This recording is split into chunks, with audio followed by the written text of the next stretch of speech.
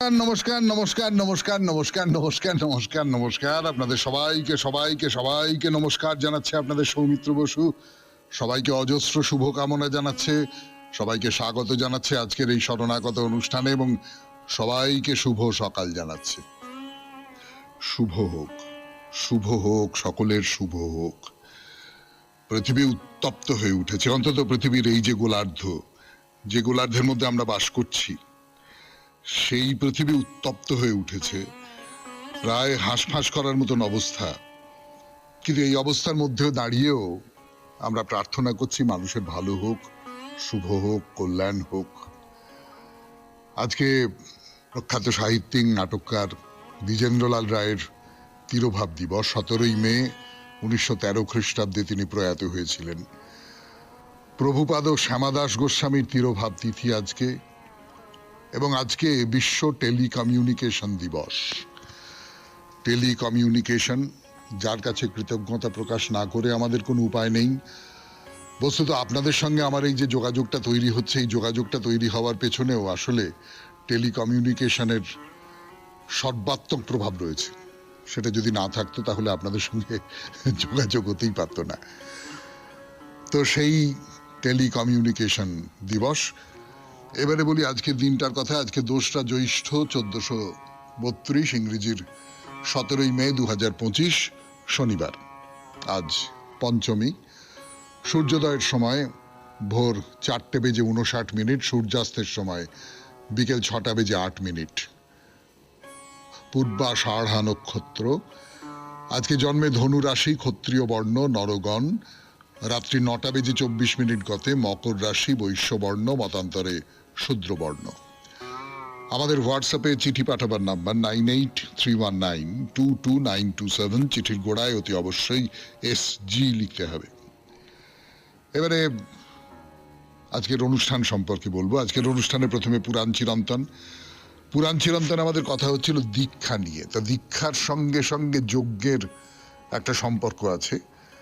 সেই যজ্ঞের যে দীক্ষা, সেই দীক্ষার কথা বলছিলাম আপনাদের।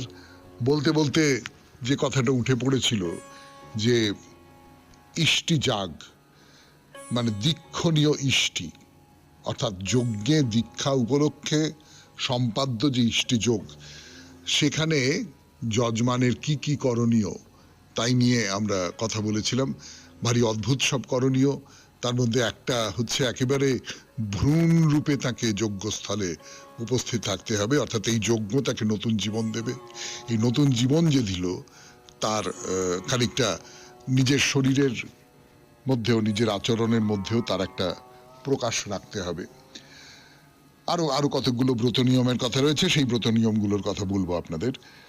তারপরে চলে যাব স্বামী বিবেকানন্দের রচনা থেকে পাঠ, এই পর্বে কর্মজীবনে বেদান্ত, প্রথম পর্ব। সেখান থেকে খানিকটা অংশ পড়ে শোনাবো আপনাদের। তারপরে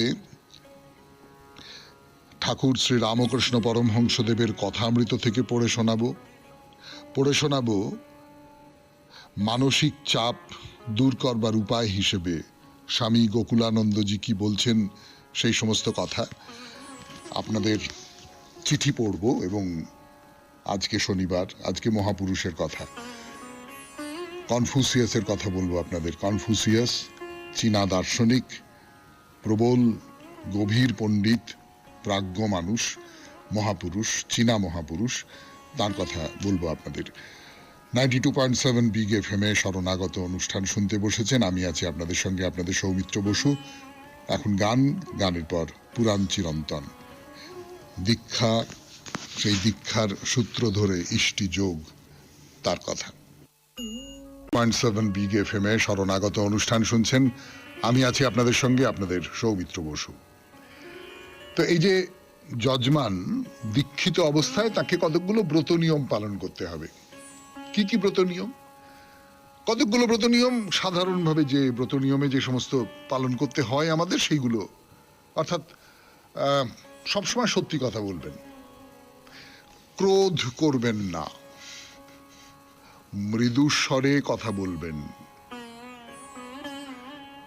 সূর্যের উদয় কিংবা সূর্যের অস্ত কোনোটাই তিনি দেখতে পারবেন না। জলে প্রবেশ করতে পারবেন না, বৃষ্টিতে ভিজবেন না। এবং এই দীক্ষার সময় তিনি যে আহার করবেন, ভোজন করবেন, তার কতগুলো নিয়ম আছে। দীক্ষার আগে তিনি পেট ভরে যা ইচ্ছে খেয়ে নিতে পারেন, কিন্তু দীক্ষার পর্বে প্রবেশ করা মাত্র দুবেলা শুধু দুধ খেতে পারবেন, তার বেশি আর কিছু খেতে পারবেন না। এই দুধের নাম হচ্ছে ব্রত, তাই দুগ্ধপানকেই বলা হচ্ছে ব্রতপান। একবার শেষ রাত্রে আর একবার দুপুরবেলা মধ্যাহ্নে দুগ্ধপান বিহিত হলেও আস্তে আস্তে আস্তে আস্তে প্রতিদিন এই দুধ খাওয়ার পরিমাণটা কমাতে হবে। আর এই যে সোমযাগ যার কথা বলছি আপনাদের, সেই সোমযাগের পঞ্চম দিনে, সেদিনটাই হচ্ছে সোমযজ্ঞের প্রধান কৃত্য, সেদিন ওই দুধটুকুও খাওয়া চলবে না। যজ্ঞ শেষে ওই যে হবি, সেই হবির যে শেষ, সেইটা ভক্ষণ করা ছাড়া আর কিছু ভক্ষণ করতে পারবেন না। উপবাসের সঙ্গে নিজের শরীরকে শুদ্ধ করার একটা খুব ঘনিষ্ঠ সম্পর্ক আছে আমাদের। আমরা সকলেই জানি যে উপোস করা, নানান রকমের ব্রত পালন করবার সময় আমরা উপোস করি, পুজোর সময় উপোস করি, এটাও সেই উপোসের অঙ্গ। অর্থাৎ যখন আমি দীক্ষার জন্য যে যজ্ঞ করছি, যে যে ব্রত পালন করছি, তার মধ্যে ধীরে ধীরে ধীরে ধীরে উপবাসের দিকে যাওয়া, খাওয়া কমিয়ে দেওয়া, এইটা আমার একটা অন্যতম প্রধান কৃত্য। শুনছেন দীক্ষার কথা 92.7 বিগ এফএম এ শরণাগত অনুষ্ঠানে। এখন একটু গান শুনবো, গানের পর আবার দীক্ষা নিয়ে আরো কিছু কথা বলবার জন্য প্রস্তুত হয়ে আছে আপনাদের সৌমিত্র বসু। পর ফিরে এলাম 92.7 বিগ এফএম এ শরণাগত অনুষ্ঠান। শুনছেন দীক্ষার কথা বলছি। তো এই যে বৈদিক দীক্ষার এই যে নিয়ম, যে নিয়মগুলো, তার মধ্যে যেটা প্রধান আমরা খুব দেখেছিলাম এবং আমার অন্তত খুব মজা লেগেছিল, আপনাদেরও নিশ্চয়ই খুব খুব মজা লাগবে, খুব মনে হবে আরে তাই তো, ঠিকই তো, এরকম একটা মনে হবে। সেটা হচ্ছে যে যিনি দীক্ষিত হয়েছেন সেই মানুষকে গর্ভস্থ ভ্রূণের প্রতীকে দেখা। অর্থাৎ এই যেন গর্ভ থেকে তার নতুন একটা জন্ম হবে, সেই নতুন জন্মের আগে ভ্রূণ যেমন করে থাকে তেমন করে যেন তিনি থাকছেন। আমরা বলেছিলাম কিরকম করে থাকছেন না থাকছেন। এর সবচেয়ে বড় উদাহরণ যেটা আছে সেটা হচ্ছে মহাভারতে যুধিষ্ঠির, তার যে অশ্বমেধ যজ্ঞ, সেই অশ্বমেধ যজ্ঞের মধ্যে এটা আছে। এই অশ্বমেধ যজ্ঞটা যুধিষ্ঠির খুব একটা পাপ বোধ থেকে করেছিলেন। কুরুক্ষেত্র যুদ্ধ হয়ে গেছে, প্রচুর মানুষ মারা গেছেন। কুরুক্ষেত্র যুদ্ধের একেবারে প্রাককালে অর্জুন যে কথাটা বলেছিলেন যে এরা সব আমার আত্মীয়, আমার নিজের লোক, আমার আমার আমার আমার আমার রক্ত এদের শরীরে বইছে, বা এদের রক্ত আমার শরীরে বইছে, আমি এদের কি করে হত্যা করব? তখন ভগবান শ্রীকৃষ্ণ তাকে কিছু উপদেশ দিয়েছিলেন, সে কথা তো আপনারা সকলে জানেন, গীতার কথা আপনারা কি আর বলবো। কিন্তু যুদ্ধ শেষ হয়ে যাওয়ার পর এই যে পাপবোধ, এইটা যুধিষ্ঠিরকে আক্রমণ করলো। তো রাজা হব না, কিছুতেই হব না। তখন ব্যাসদেব বললেন যে তুমি অশ্বমেধ যজ্ঞ করো, বহু দক্ষিণাযুক্ত অশ্বমেধ যজ্ঞ। এই যজ্ঞ করলে তোমার সমস্ত পাপ, সমস্ত অন্যায় সব দূর হয়ে যাবে। তো যুধিষ্ঠির কৃষ্ণের কাছে গেলেন, গিয়ে বললেন যে আমি অশ্বমেধ যজ্ঞ করতে বলছেন ব্যাসদেব, আমি করব। তো কৃষ্ণ বললেন, অনুমতি দিলেন। তখন যুধিষ্ঠির ব্যাসের কাছে গিয়ে বললেন, শুভ সময় ঠিক করে আপনি আমাকে অশ্বমেধ যজ্ঞে দীক্ষিত করবেন, কেননা এই যে বড় যজ্ঞটা, যে যজ্ঞটা আপনি করতে বলছেন, এই যজ্ঞটা পুরোটা সুসম্পন্ন করবার ভার আপনার উপরে। সেই অশ্বমেধ যজ্ঞের কথা আজকে আর নয়, আগামীকাল, না তাও নয়, সোমবার 92.7 বিগ এফএম এ শরণাগত অনুষ্ঠানে। আপাতত পুরাণ চিরন্তন শেষ করে আমরা প্রবেশ করছি স্বামী বিবেকানন্দের রচনা থেকে পাঠ এই পর্বে, কর্মজীবনে বেদান্ত প্রথম পর্ব। ফিরে আসছি গানের পর। থেকে পাঠ, রচনার নাম কর্মজীবনে বেদান্ত প্রথম পর্ব। পড়া শুরু করি, যতটা পড়া হয়েছিল তারপর থেকে।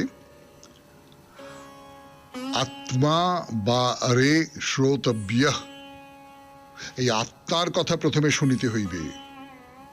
দিন রাত্রি শ্রবণ করো, তুমি সেই আত্মা। দিন রাত্রি পুনঃ পুনঃ বলিতে থাকো, যে পর্যন্ত না ওই ভাব তোমার প্রতি রক্তবিন্দুতে, প্রতি শিরায় ও ধমনীতে স্পন্দিত হয়, যে পর্যন্ত না উহা তোমার মজ্জাগত হইয়া যায়। সমুদয় দেহটি ওই এক আদর্শের ভাবে পূর্ণ করিয়া ফেলো। আমি জন্মহীন, অবিনাশী, আনন্দময়, সর্বজ্ঞ, সর্বশক্তিমান, নিত্য জ্যোতির্ময় আত্মা। দিবারাত্রই চিন্তা করো, যে পর্যন্ত না উহা তোমার প্রাণে প্রাণে গাঁথিয়া যায়। ওই ভাব ধ্যান করিতে থাকো, উহা হইতেই পরে কর্ম আসিবে। হৃদয় পূর্ণ হইলে মুখ কথা বলে, হৃদয় পূর্ণ হইলে হাতও কাজ করিয়া থাকে। সুতরাং ঐরূপ অবস্থাতেই যথার্থ কার্য করিতে সমর্থ হইবে। নিজেকে ওই আদর্শের ভাবে পূর্ণ করিয়া ফেলো। যাহা কিছু করো পূর্বে সে সম্বন্ধে ভালোভাবে চিন্তা করো। তখন ওই চিন্তা শক্তি প্রভাবে তোমার সমুদয় কর্মই পরিবর্তিত হইয়া উন্নত দেব ভাবাপন্ন হইয়া যাইবে। জড় যদি শক্তিশালী হয়, চিন্তা তবে সর্বশক্তিমান। সেই চিন্তা, সেই ধ্যান লইয়া আইসো, নিজেকে নিজের সর্বশক্তিমত্তা ও মহত্বের ভাবে পূর্ণ করিয়া ফেলো। ঈশ্বরেচ্ছায় তোমাদের মাথায় কুসংস্কারপূর্ণ ভাবগুলি যদি মোটেই প্রবেশ না করিত, ঈশ্বরেচ্ছায় যদি আমরা এই কুসংস্কারের প্রভাব, দুর্বলতা ও নীচতার দ্বারা পরিবেষ্টিত না হইতাম, ঈশ্বরেচ্ছায় যদি মানুষ অপেক্ষাকৃত সহজ উপায়ে উচ্চতম মহত্তম সত্যসমূহে পৌঁছিতে পারিত, কিন্তু মানুষকে এই সকলের মধ্য দিয়াই যাইতে হয়। যাহারা তোমার পরে আসিতেছে তাহাদের জন্য পথ দুর্গমতর করিও না। অনেক সময় এই সকল তত্ত্ব লোকের নিকট ভয়ানক বলিয়া মনে হয়। আমি জানি অনেকে এই সকল উপদেশ শুনিয়া ভীত হইয়া থাকে, কিন্তু যাহারা যথার্থই এই ভাব কার্যে পরিণত করিতে চায়, তাহাদের পক্ষে ইহাই প্রথম শিক্ষা। নিজেকে অথবা অপরকে দুর্বল বলিও না। যদি পারো লোকের ভালো করো, জগতের অনিষ্ট করিও না। অন্তরে অন্তরে জানো যে তোমাদের ক্ষুদ্র ক্ষুদ্র ভাব নিরদিগকে কাল্পনিক ব্যক্তির সমক্ষে অবনত করিয়া রোদন করা কুসংস্কার মাত্র। আমাকে এমন একটি উদাহরণ দেখাও যেখানে বাহির হইতে এই প্রার্থনাগুলির উত্তর পাওয়া গিয়াছে। যাহা কিছু উত্তর আসিয়াছে তাহা নিজের হৃদয় হইতে। তোমরা অনেকেই জানো যে ভূত নাই, কিন্তু অন্ধকারে গা একটু ছমছম করিতে থাকে। ইহার কারণ অতি শৈশবকাল হইতেই এইসব ভয় মাথায় ঢুকাইয়া দেওয়া হইয়াছে। সমাজের ভয়ে, লোকে কি বলিবে এই ভয়ে, বন্ধু বান্ধবের ঘৃণার ভয়ে, অতি প্রিয় কুসংস্কার নষ্ট হইবার ভয়ে অপরকে এইগুলি শিখাইবে না। এই প্রবৃত্তি জয় করো।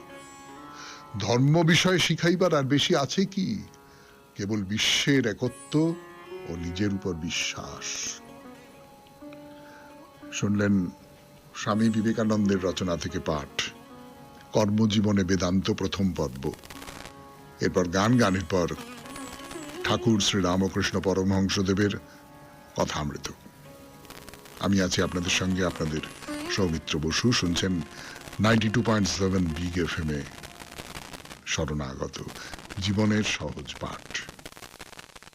গান শেষ, কথা শুরু। 92.7 বিগ এফএম এ শরণাগত অনুষ্ঠান শুনছেন। এখন কথামৃত থেকে পাঠ, ঠাকুর শ্রী রামকৃষ্ণ পরমহংসদেবের কথামৃত থেকে অল্প অল্প করে পড়ে শোনাচ্ছি আপনাদের। খুব ঘরোয়া কথা, সব খুব এমনি সাধারণ মানুষ যেন কথা বলছে না এরকম মনে হয়, কিন্তু সাধারণ মানুষের কথা নয়। সেটা বুঝতে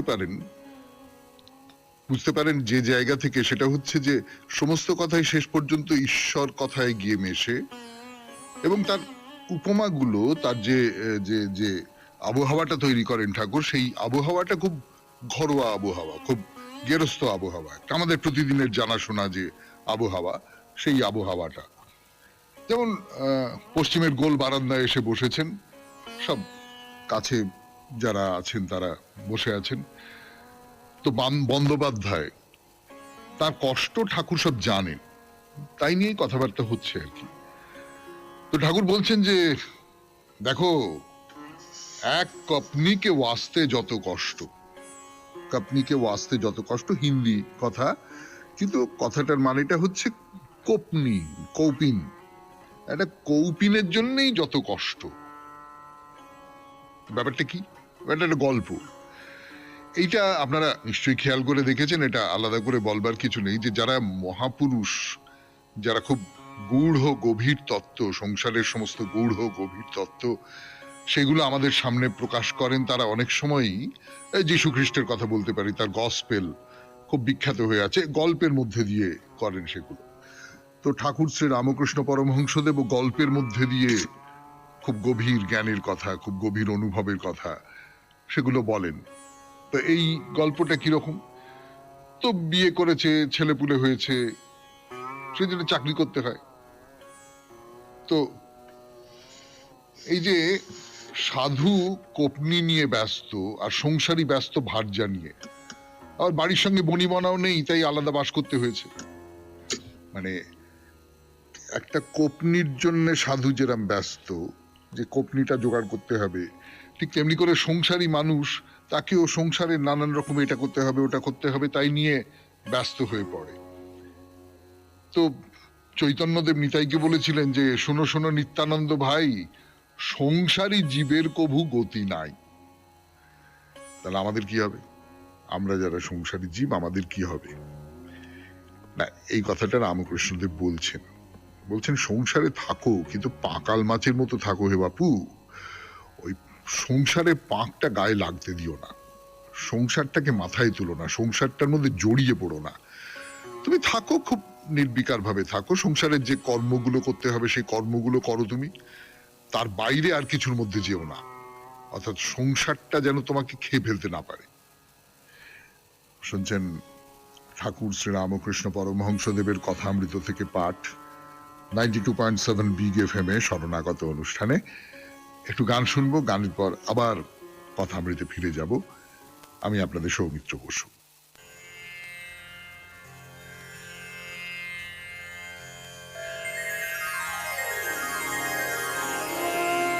মানসিক চাপ জয় করবার উপায় নিয়ে স্বামী গোকুলানন্দের রচনা থেকে পড়ে শোনাবো। যতটা পড়ে শুনিয়েছিলাম তারপর থেকে, তা যতটা পড়ে শুনিয়েছিলাম তার ভিতর থেকে একটা কথা বেরিয়ে আসছে যে অনেকগুলো অসুখ, অনেক অসুখ, সেটা মাথা ব্যথা থেকে আরম্ভ করে আলসার, এই ধরনের নানান রকমের অসুখ, সেগুলো ওই মানসিক চাপ থেকে তৈরি হয়। এটা প্রমাণিত সত্য। তো তার সূত্র ধরে স্বামী গোকুলানন্দ আরো কি বলছেন দেখা যাচ্ছে। আধুনিক গবেষণায় এই কথাও প্রকাশ পেতে শুরু করেছে যে স্নায়বিক চাপের সাথে প্রত্যক্ষভাবে জড়িয়ে আছে আরেকটি খুব গুরুত্বপূর্ণ বিষয়, যাকে ডাক্তারি পরিভাষায় বলা হয় সিভিডি, কার্ডিও ভাস্কুলার ডিজিজ, হৃদযন্ত্র এবং তার সংবহন নালিকা সংক্রান্ত ব্যাধি। সাম্প্রতিক পরিসংখ্যান জানাচ্ছে যে সবচেয়ে বেশি সংখ্যায় মানুষ মারা যাচ্ছেন স্ট্রোকে আর হৃদযন্ত্রের বিভিন্ন অসুখে, এবং অধিকাংশ ক্ষেত্রেই এর পেছনে প্রধান ভূমিকা স্নায়বিক চাপের। এই ক্ষেত্রে স্নায়বিক চাপ আর সিভিডির মধ্যে সম্পর্কের বিষয়টা খুব স্পষ্টভাবে প্রকাশ পেয়েছে ডক্টর মেয়ার ফ্রিডম্যান ও ডক্টর রে রোজেনম্যানের অবিস্মরণীয় কীর্তি type A behaviour and your fear নামক গ্রন্থে। এই গ্রন্থে তারা স্পষ্ট করে বলেছেন যে কিছু ব্যক্তিত্ব আছে যাদের বলা হচ্ছে এ শ্রেণীভুক্ত ব্যক্তিত্ব। এরা হৃদযন্ত্রের সংবহন নালিকা সংক্রান্ত ব্যাধিতে সিভিডি বড় বেশি আক্রান্ত হন। এছাড়াও আছেন আরেক ধরনের মানুষ যাদেরকে বলা হচ্ছে বি শ্রেণীভুক্ত। এরা এ শ্রেণীভুক্তদের মতো সিভিডিতে ততটা আক্রান্ত হন না। এ শ্রেণীভুক্ত ব্যক্তিদের চরিত্র বৈশিষ্ট্য এই যে তারা সবসময় মারাত্মক কাজের চাপের ভিতর থাকেন। এরা এক অদ্ভুত ধারণা পোষণ করেন যে তাদের হাতে জমে থাকা সমস্ত কাজ তাদের নিজেদেরই শেষ করতে হবে, অন্য কারো হাতে দেওয়া চলবে না, কারণ আর কেউ এই কাজ করতে পারবে না। আর এ কারণেই এ ধরনের মানুষেরা চাপের জাঁতাকলে সবসময় জেরবার। কাজের চাপে হাবুডুবু খাওয়া এমন কোন ব্যক্তি তো সবসময়ই ব্যস্ত, কত তাড়াতাড়ি তার কাজ শেষ করা যায়। এই ধরনের মানুষের মধ্যে আপনি দেখতে পাবেন অধৈর্য, দুরন্ত উচ্চাকাঙ্ক্ষা, প্রতিযোগিতার অসীম আকাঙ্ক্ষা, আগ্রাসন, এমনকি প্রায়শই শত্রুতাও। হাতে তার সবসময়ই কম, এবং দিনটা 24 ঘন্টায় না হয়ে আরো অনেক বেশি হলে খুব ভালো হতো। সব সময়ই এরা ব্যস্তবাগী, সাথে অনেক অনেক কাজ, সময় নেই সময় নষ্ট করবার। এইভাবে নিজেকে ব্যতিব্যস্ত করে তুলে আসলে এরা নিজেদের জন্য সৃষ্টি করেন মানসিক সমস্যা আর দৈহিক ব্যাধির অভিশাপ। শুনলেন স্বামী গোকুলানন্দের রচনা থেকে পাঠ, মানসিক চাপ জয় করার উপায়। এরপরে গান, গানের পর চিঠিপত্র। আমি আছি আপনাদের সঙ্গে, আপনাদের সৌমিত্র বসু। আপনাদের চিঠিপত্রের উত্তর। আজকের চিঠিটি লিখেছেন টুসি ঘোষাল, শালকিয়া, হাওড়া থেকে। পড়ে শোনাই সেই চিঠি। শ্রদ্ধেয় দাদামণি আমার প্রণাম নেবেন। এবারের বিষয়টি খুব সুন্দর, তাই নারী জাগরণ নিয়ে একটু কবিতার আকারে লেখার চেষ্টা করলাম মাত্র বলে একটি চিঠি লিখেছেন কবিতার মতন করে। নারী জাগরণ, তুমি নিরুপমা, তুমি অনন্য, তুমি অগতির গতি, তুমি দ্রৌপদী, তুমি সতী, তুমি গান্ধারী, তুমি অহল্যা, তুমি নন্দিনী, তুমি ভগিনী, তুমি জননী জায়া, তুমি গর্ভধারিণী, দিয়েছ স্নেহের ছায়া, শাশ্বত তুমি ধরণীর বুকে, বিধাতার স্নেহময়ী তুমি রমণী, তুমি প্রেয়সী, শতরূপে অসামান্য, তোমার কণ্ঠে সুরের লহরী, সংসারে তুমি কাণ্ডারি হয়ে ধরেছ তরীর হাল, তুমি কুন্তী মাদ্রী, দুঃখের নন্দিনী, তুমি সংগ্রামী, প্রবল তেজস্বিনী, এভারেস্টের চূড়ায় তোমার দ্বিধাহীন অভিযান, দেশের জন্য দশের জন্য লড়ে যাও প্রতিবার, কখনো বা তুমি ট্রেনের চালক, ট্যাক্সির ড্রাইভার, জীবন যুদ্ধে তুমি বিজয়িনী, তুমি প্রকৃতি দশভুজা, কখনো করেছ অপার করুণা, কখনো ধরেছ কোশি। সবাই ভালো থাকবেন। নমস্কার। বিনীত, টুসি ঘোষাল, শালকিয়া, হাওড়া। ধন্যবাদ টুসি দেবী আপনার এই চিঠিটির জন্যে। একে ঠিক কবিতা বলবো কিনা আমি জানি না, কিন্তু নিশ্চয়ই কবিতার কাছাকাছি যায়। আপনি যে নারীর স্তব রচনা করেছেন, সেই স্তবটি সাধারণভাবে নারী বলতে আমরা যে বুঝি, আমরা নারীর যে রূপ মনের মধ্যে কল্পনা করি, তার একটা চেহারা তৈরি করে দিল। এরপর তাহলে মহাপুরুষের কথা, কনফুসিয়াসের কথা। 92.7 বিগ এফএম এ শরণাগত অনুষ্ঠান শুনছেন। আমি আছি আপনাদের সঙ্গে, আপনাদের সৌমিত্র বসু। ফিরে আসছি গান পর। 7 বিগ এফএম এ শরণাগত অনুষ্ঠান শুনছেন। এখন আজ শনিবার, মহাপুরুষের কথা। তো মহাপুরুষের কথায় কনফুসিয়াসের কথা বলছিলাম আপনাদের, সেই কথা বলি। যেটা বলছিলাম সেটা হচ্ছে যে কনফুসিয়াস এখন লু রাজ্যে চলে এসেছেন। লু রাজ্যে, সেখানে ডিউক হচ্ছেন তিং, তার কাছে আছেন কনফুসিয়াস। এবং কনফুসিয়াসকে দেখে আমাদের খানিকটা চাণক্যর কথা মনে পড়ে যায় না? অসাধারণ প্রাজ্ঞ একজন মানুষ, অসাধারণ বুদ্ধি তার, অসাধারণ কর্মকুশলতা এবং অসাধারণ দূরদৃষ্টি সম্পন্ন একজন মানুষ। কোথায় কি সমস্যা হতে পারে, কোথায় তার যে ডিউক তিং, তাকে হত্যা করবার ষড়যন্ত্র করা হচ্ছে, কোথায় কি করা হচ্ছে না হচ্ছে, এই সমস্ত ব্যাপারটা একেবারে নখদর্পণে রেখে দিয়েছেন কনফুসিয়াস। এবং সেই অনুযায়ী ঠিক ঠিক ঠিক ঠিক মতন ব্যবস্থা করে যাচ্ছেন, এবং সেই অনুযায়ী যে কোনো রকম শত্রুপক্ষের যে আক্রমণ বা শত্রুপক্ষের যেসব ষড়যন্ত্র, সেইগুলোকে দূর করে দিচ্ছেন। আমরা চাণক্যকে দেখেছি, দ্বিজেন্দ্রলাল রায়ের যে নাটক চন্দ্রগুপ্ত, সেখানে চাণক্যকে এইরকম করে দেখেছি। এবং শুধু তাই নয়, মুদ্রা রাক্ষস বলে বিশাখ দত্তের যে সংস্কৃত নাটক আছে, সেই সংস্কৃত নাটকও বাংলা অনুবাদ করে বাংলা মঞ্চে অভিনীত হয়েছে, খুবই সাফল্যের সঙ্গে অভিনীত হয়েছে, খুবই বাংলা নাটকের একটা মাইলস্টোন বলা যেতে পারে। সেই নাটকেও দেখেছি যে চন্দ্রগুপ্তকে রক্ষা করবার জন্য কিভাবে চাণক্য নানান রকম সমস্ত কৌশল করেন, এবং কনফুসিয়াসকে অন্তত সেই দিক থেকে চাণক্যর সঙ্গে মিলিয়ে দেখতে খুব লোভ হয়। তো রাজ্যের ভেতরে কি গন্ডগোল, বেশ কিছু সামন্ত ছিল যারা ডিউক তিং এর প্রতি আনুগত্য প্রকাশ করেন। তো কনফুসিয়াস একে একে একে একে তাদের সবাইকে পরাজিত করে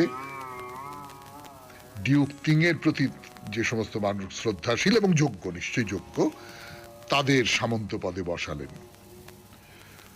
তো কনফুসিয়াস এটা জানতেন আমরা সকলেই জানি কিন্তু মনে রাখি না হয়তো, যে দীর্ঘদিন ক্ষমতায় থাকলে মানুষের মধ্যে ক্ষমতার লোভটা খুব বেড়ে ওঠে এবং তখন মানুষের মনে হয় যে আমার তো ক্ষমতা আছে, আমি যা ইচ্ছে তাই করতে পারি।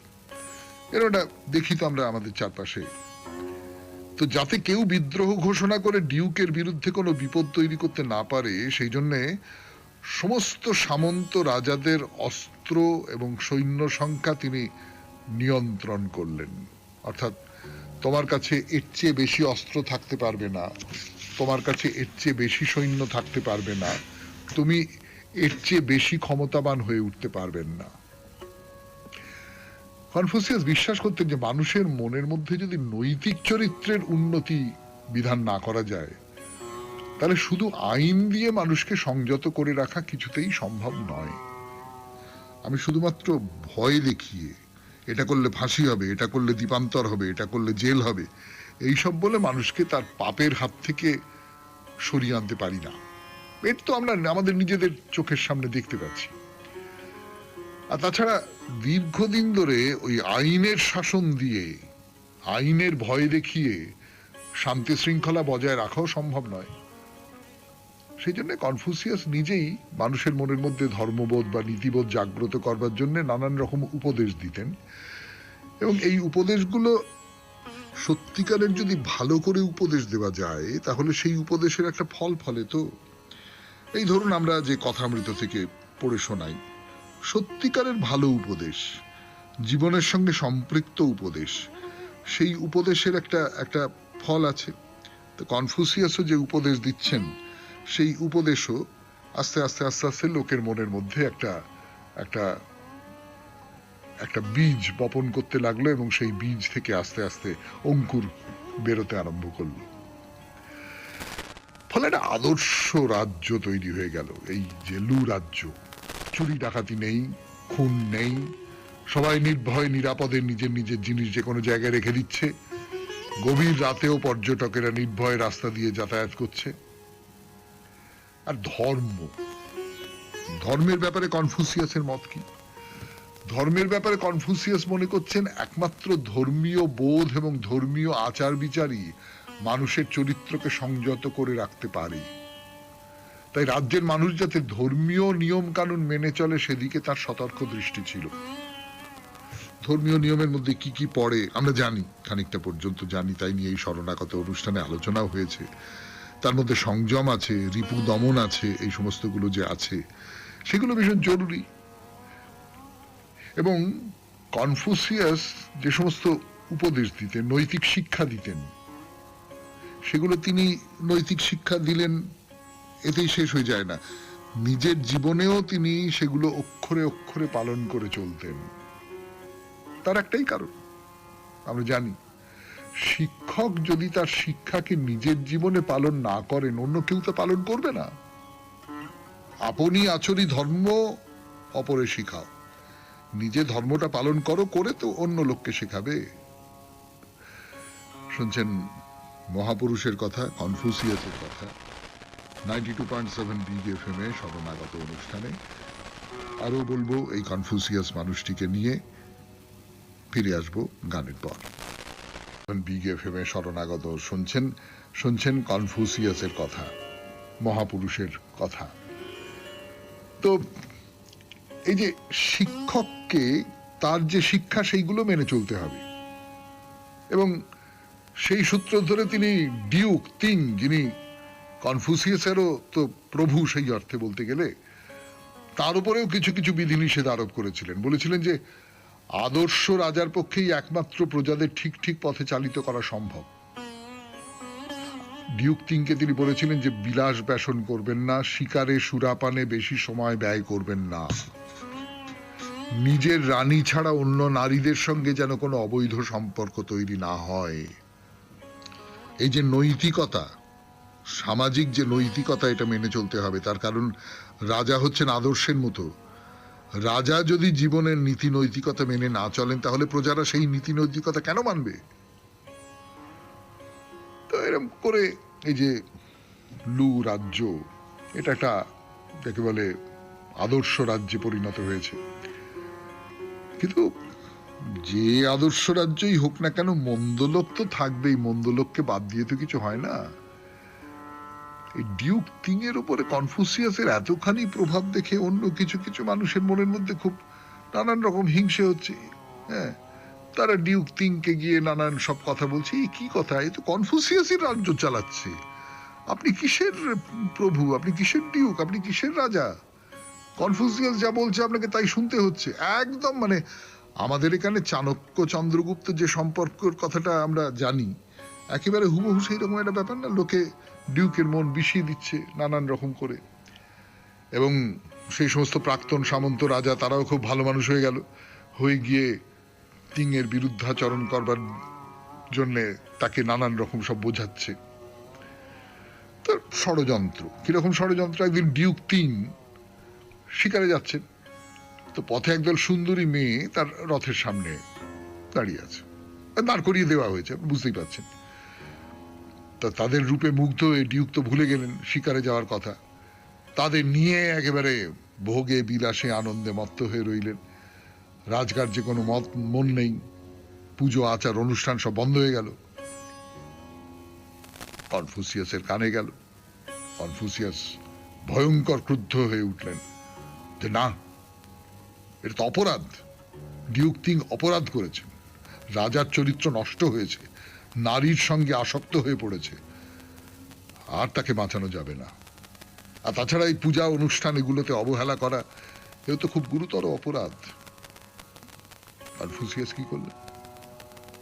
বললেন আমি আর প্রধানমন্ত্রী থাকবো না, আমি এই রাজ্য ত্যাগ করে চলে যাচ্ছি, বলে রাজ্য ত্যাগ করে চলে গেলেন। তখন তার বয়স 54 বছর।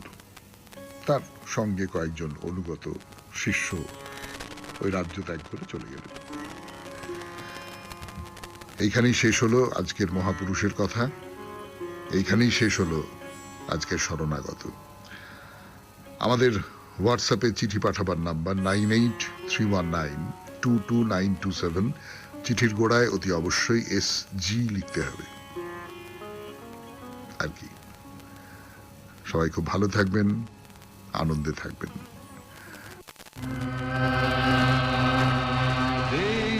নমস্কার নমস্কার নমস্কার নমস্কার নমস্কার নমস্কার নমস্কার, আপনাদের সবাইকে সবাইকে সবাইকে নমস্কার জানাচ্ছে আপনাদের সৌমিত্র বসু।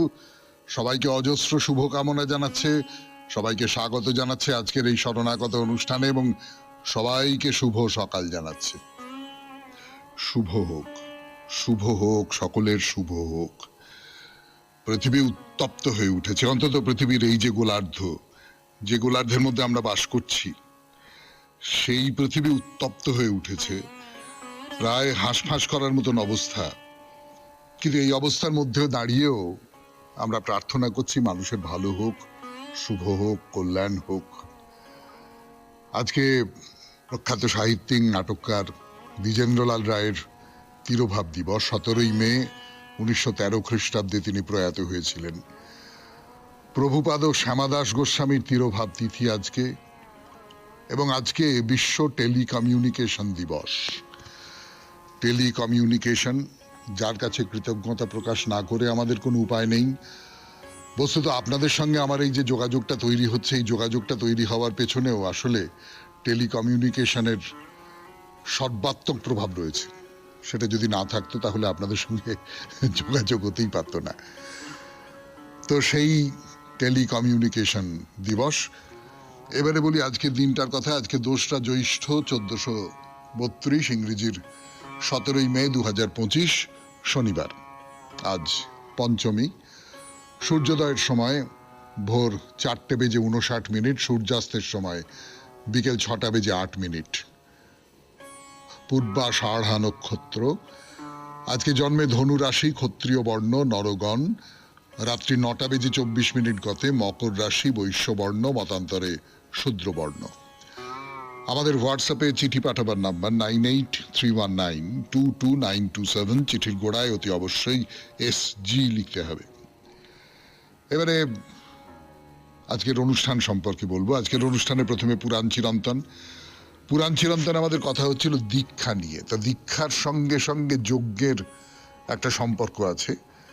সেই যজ্ঞের যে দীক্ষা, সেই দীক্ষার কথা বলছিলাম আপনাদের, বলতে বলতে যে কথাটা উঠে পড়েছিল যে ইষ্টি যাগ, মানে দীক্ষণীয় ইষ্টি, অর্থাৎ যজ্ঞে দীক্ষা উপলক্ষে সম্পাদ্য যে ইষ্টি যোগ, সেখানে যজমানের কি কি করণীয় তাই নিয়ে আমরা কথা বলেছিলাম। ভারী অদ্ভুত সব করণীয়। তার মধ্যে একটা হচ্ছে একেবারে ভ্রূণ রূপে তাকে যজ্ঞস্থলে উপস্থিত থাকতে হবে, অর্থাৎ এই যজ্ঞ তাকে নতুন জীবন দেবে। এই নতুন জীবন যে দিল তার খানিকটা নিজের শরীরের মধ্যেও, নিজের আচরণের মধ্যেও তার একটা প্রকাশ রাখতে হবে। আরো আরো কতগুলো ব্রত নিয়মের কথা রয়েছে, সেই ব্রত নিয়মগুলোর কথা বলবো আপনাদের। তারপরে চলে যাব স্বামী বিবেকানন্দের রচনা থেকে পাঠ এই পর্বে, কর্মজীবনে বেদান্ত, প্রথম পর্ব, সেখান থেকে খানিকটা অংশ পড়ে শোনাবো আপনাদের। তারপরে ঠাকুর শ্রী রামকৃষ্ণ পরমহংসদেবের কথামৃত থেকে পড়ে শোনাবো মানসিক চাপ দূর করবার উপায় হিসেবে স্বামী গোকুলানন্দজি কি বলছেন সেই সমস্ত কথা। আপনাদের চিঠি পড়ব এবং আজকে শনিবার, আজকে মহাপুরুষের কথা, কনফুসিয়াসের কথা বলবো আপনাদের। কনফুসিয়াস চীনা দার্শনিক, প্রবল গভীর পণ্ডিত, প্রাজ্ঞ মানুষ, মহাপুরুষ, চীনা মহাপুরুষ, তার কথা বলবো আপনাদের। 92.7 বিগ এফএম-এ শরণাগত অনুষ্ঠান শুনতে বসেছেন। আমি আছি আপনাদের সঙ্গে, আপনাদের সৌমিত্র বসু। এখন গানের পর পুরাণ চিরন্তন, দীক্ষা, সেই দীক্ষার সূত্র ধরে ইষ্টি যোগ, তার কথা। 92.7 বিগ এফএম-এ শরণাগত অনুষ্ঠান শুনছেন। আমি আছি আপনাদের সঙ্গে, আপনাদের সৌমিত্র বসু। তো এই যে যজমান দীক্ষিত অবস্থায় তাকে কতগুলো ব্রত নিয়ম পালন করতে হবে। কি কি ব্রত নিয়ম?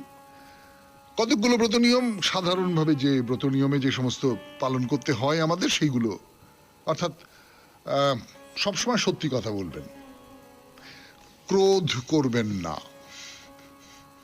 মৃদু স্বরে কথা বলবেন, সূর্যের উদয় কিংবা সূর্যের অস্ত কোনোটাই তিনি দেখতে পারবেন না, জলে প্রবেশ করতে পারবেন না, বৃষ্টিতে ভিজবেন না।